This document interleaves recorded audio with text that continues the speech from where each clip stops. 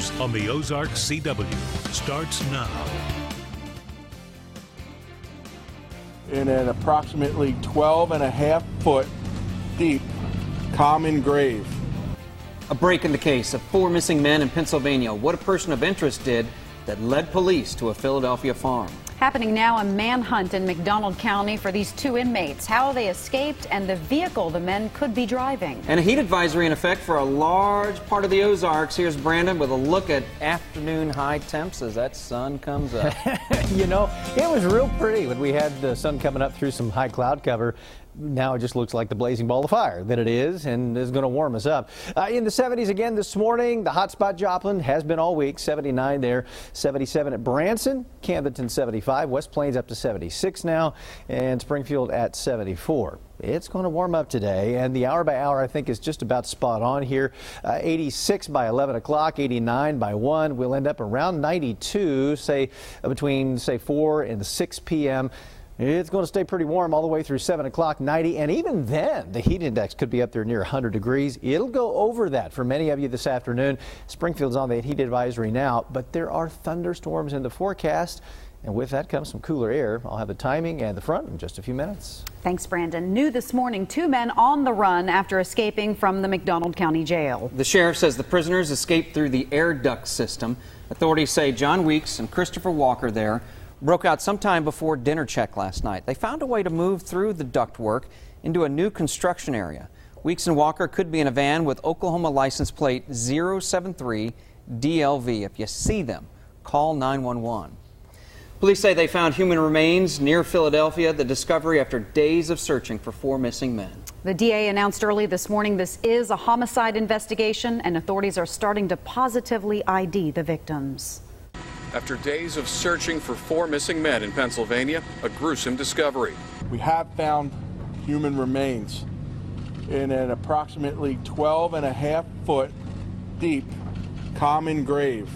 We can now identify Dean Finocchiaro, 19 years old, of Middletown, as one of the people that was found buried in that grave. Police say additional human remains were found in that grave. Police made the discovery after a painstaking search of a 90-acre property owned by the family of a man called a person of interest. That person of interest, 20-year-old Cosmo DiNardo. He was arrested for allegedly stealing and trying to sell a car owned by one of the missing men. The mystery started last Wednesday when 19-year-old Jimmy Tarpatrick disappeared.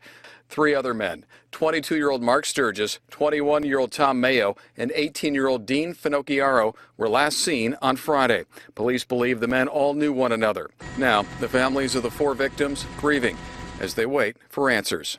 Dan Sheneman, NBC News.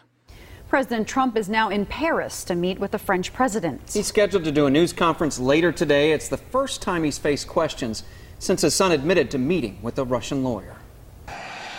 Ahead of today's news conference, President Trump is speaking out about his relationship with Russian President Vladimir Putin. There are many things that I do that are the exact opposite of what he would want. So when I keep hearing about that he would have rather had Trump, I think probably not. Mr. Trump calls questions about his son's meeting with a Russian lawyer a witch hunt. Do you consider this endeavor a witch hunt? I do not consider Director Mueller to be on a witch hunt. That's Christopher Wray, the president's nominee to head the FBI. They're leading the Russia investigation. The FBI may want to know more about Trump Jr.'s meeting. According to emails, the attorney had damaging information on Hillary Clinton. In retrospect, I probably would have done things a little differently. But Trump Jr. says he wasn't the only one checking out the competition. Hillary Clinton was doing incredible opposition research on the Trumps. We all face that. That's what politics is these days. Politics following President Trump overseas this morning, his visit already prompting demonstrations. Tracy Potts, NBC News, Washington. A Pew survey found 86% of the French people have no confidence in Donald Trump on world affairs. A new coffee business is giving back to our military members and emergency responders. Kate Holt joins us with the company's homebrewed goals. Kate. Well, this is Got Your Six Coffee Company. It started up in December of last year, and it's a little different than your average coffee because its mission is to serve those who serve. The company's name comes from the military term for I got your back. The company was started by Eric Hadley, a veteran who wanted to do more for the people who put their lives on the line to keep us safe. Got Your Six helps 8 different groups: Army, Air Force, Coast Guard, Navy, Marine Corps, law enforcement, EMTs, and firefighters. Eric has chosen nonprofits from across the country that give back to those groups. And coffee seemed like a good product to go with to raise money.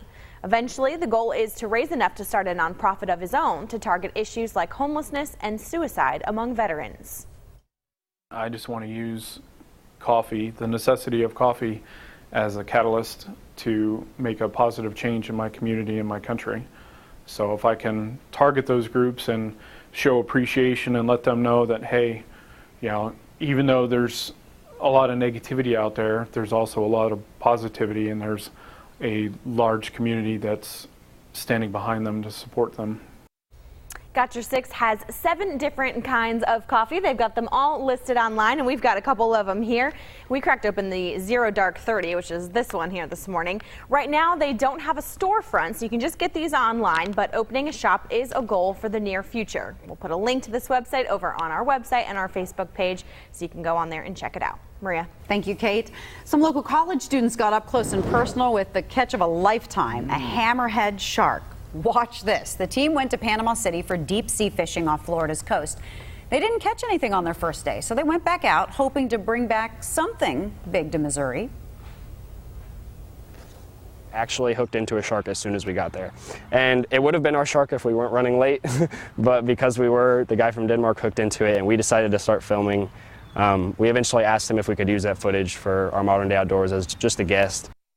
I think it was a big catch to get this video. Look at this shark. They immediately released it back into the water, but couldn't measure or weigh it. So they guessed this hammerhead was between 10 to 12 feet long. At least 2 of these students are from MSU. They hope to start their weekly show, Modern Day Outdoors, in January.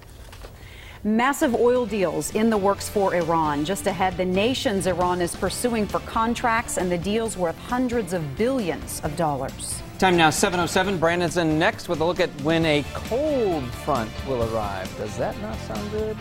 And he's going to look at our chance for storms tonight.